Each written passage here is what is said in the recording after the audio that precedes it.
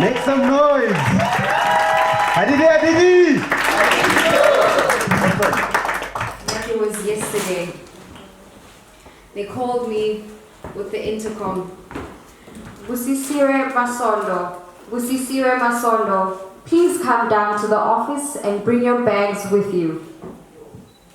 And so I would go to the office with my bags.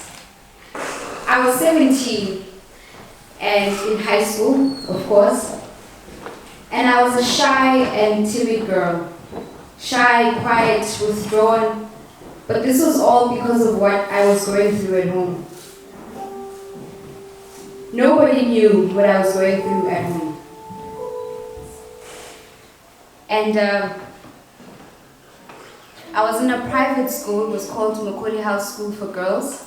And you see, when you don't pay your fees in that school, you get kicked out. When you don't pay your fees in that school, you don't write your exams, you're out. And so, every time I would come to school, my fees wouldn't be paid. And they would call me with the intercom. Busisiwe Masondo, please come down to the office with your bags. Now you can imagine for a 17-year-old girl sitting in a classroom and being called to come down to the office with my bags, how that could have felt. It was embarrassing, it was humiliating, especially because all my classmates knew why they were calling me to the office. So one of my teachers said to me, something is wrong with you and you're not speaking up. Busi, you need to say something. You need to speak up or else you'll never get help. So I mustered the courage to go and speak to my principal and tell her what was going on. I mustered the courage to tell somebody what was happening in my life. And I went down to the office. I remember it like it was just yesterday. As I was sitting there, looking my principal dead in the eyes, about to tell her what I was going through, about to share the most terrible things that I was going through at home. And so I began to tell her how there was abuse in the house. I began to tell her how everyone in the house is unemployed. My mother, my father, my sister, everybody is unemployed. And I am going to a private school. And so after I told her that, she said to me, I will help you.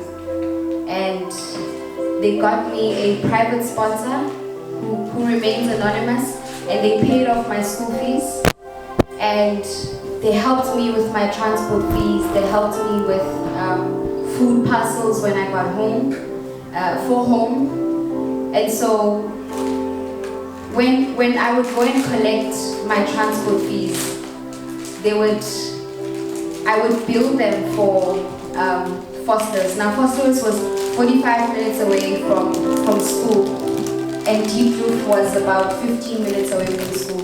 I would bill them and tell them I'm living in Foster's when actually I was living in my grandmother's house in Deep Roof. So they would give me double for what I was riding for, because the bus to Deep Roof was 10 rand and transport to Foster's was about 40 rand.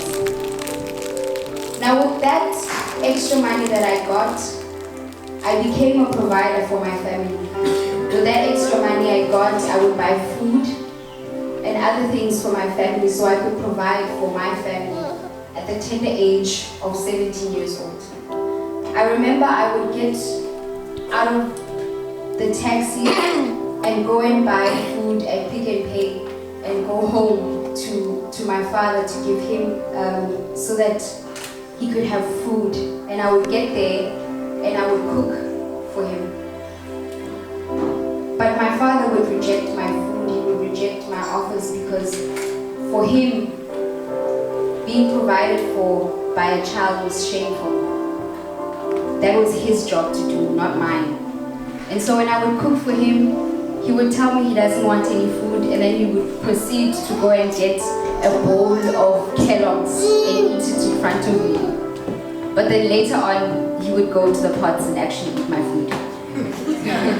But But it was just the embarrassment and the shame of having a child come to provide for you. But after that, I passed my matric with flying colors, and it was all because I took a chance, all because I took the decision to speak out. I said yes to speaking out, and I got the help that I needed.